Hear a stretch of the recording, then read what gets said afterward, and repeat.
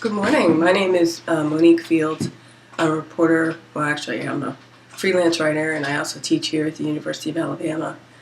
I went to the 2011 NABJ convention in Job Fair in August of this year, and I believe 1991 marked the beginning of my tenure or relationship with NABJ. And as a result, I think I've been a member for 20 years, or about 20 years. And my first introduction to NABJ was as a student, and I was an NABJ intern at the Charleston Post and Courier in Charleston, South Carolina. I have not been to an NABJ in about 7 years. I left the business, so to speak, in 2005 to teach at the University of South Florida, and hadn't been to a convention since then. That also happens to coincide with about the time that my oldest daughter was born. So I went back this year, not sure what to expect. Some things were the same, some things were not. Philadelphia is a large metropolis. There's plenty to do and to eat. If anything, I had too many things to do than not enough things to do.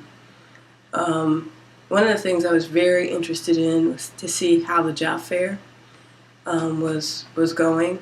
I've never found a job at the job fair, but I always used it to make connections and a network, and sort of as an introduction to the newspapers where I've worked.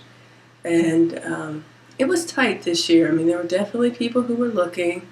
I think they were looking mostly for online journalists.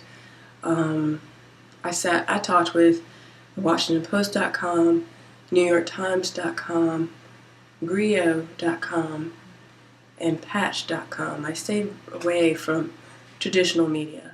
You know, in the past I would have clips and a resume, and I did have that with me this time, but it looked like people were more interested in seeing like an online portfolio.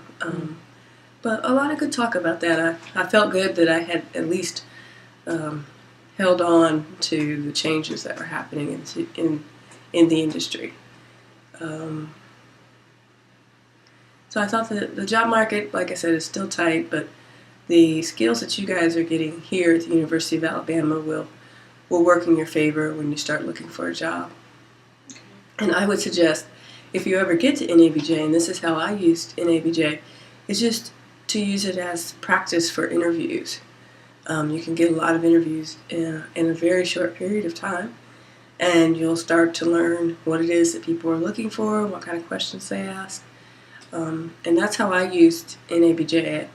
I used it to learn how to interview, and before I don't think I interviewed very well, but after a few NABJs, I think I learned, the answers to the question, are you a stronger reporter, are you a stronger writer, how to tell people about myself, that kind of thing. So if you ever get a chance to go to NABJ, I suggest that you go. There's also they have a workshop for the newspaper broadcast and online, and I would encourage you to apply for those.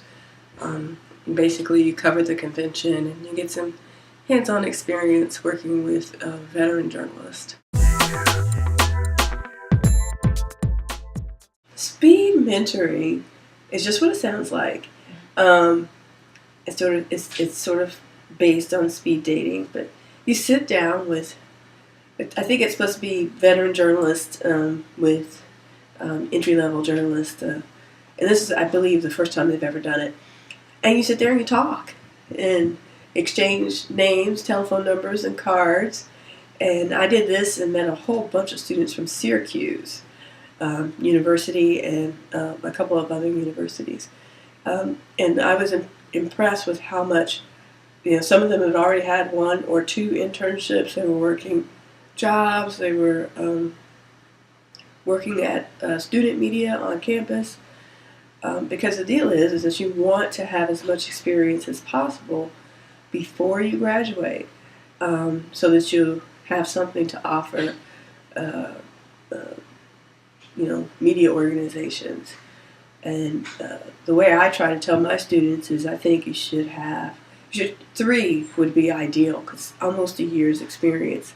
So if you had 3 internships, that's almost, depending on when you start, it's about 9 months of experience. And I think that that will help you get in the door. I do think that the job market's much better for young journalists than it is for older journalists like me, because you guys don't have huge expectations. You work hard. You don't have a lot of things tugging at your time, and you're flexible.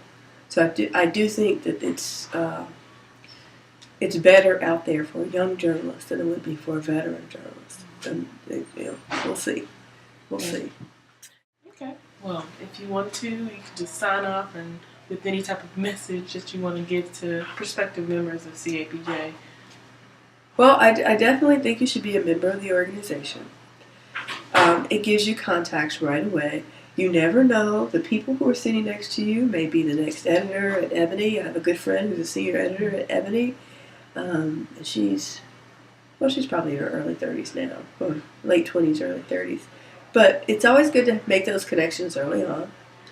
And like I said, I would try to get to the regional conferences, which are usually within driving distance, and network with veteran journalists. And, again, you can get some interviewing experience.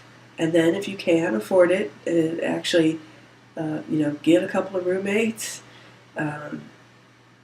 and go to the national conventions if you can. I mean, it's all about exposure, and I mean, I could sit here all day and tell you about how I use the convention, but the truth is that everybody uses it or experiences it in a different way. And I think just going there and participating and pitching in, if you can, would be the best option for you. I'm a big fan of NABJ, been a fan since I was a student in 1991, so I have had some off and on years, but for the most part I've been a member, and I think it continues to be a viable membership for Black journalists.